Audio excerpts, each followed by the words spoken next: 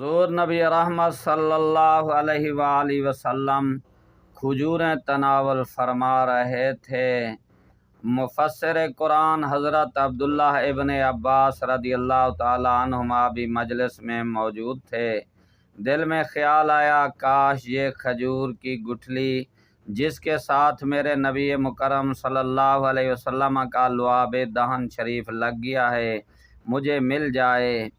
ادھر دل میں خیال آیا ادھر میرے نبی کریم صلی اللہ علیہ وآلہ وسلم نے فرمایا اے عبداللہ گٹھلی لینی ہے؟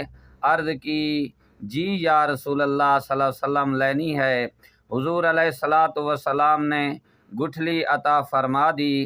حضرت ابن عباس رضی اللہ تعالی عنہ فرماتے ہیں کہ میں نے وہ گٹھلی اپنے منہ میں رکھی تو مجھے قرآن کا علم آ گیا۔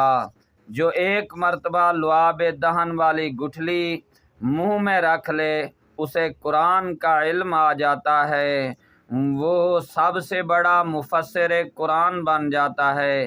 جس نے اس لعاب دہن والی زبان مبارک کو منہ میں لیا ہو، جس نے ایک مرتبہ نہیں 20 مرتبہ لعاب دہن والی زبان کو چوسا ہو، اس کے علم کا کیا کہنا۔ فرمایا انا مدینۃ العلم وعلی بابھا، میں علم کا شہر ہوں، علی اس کا دروازہ ہے۔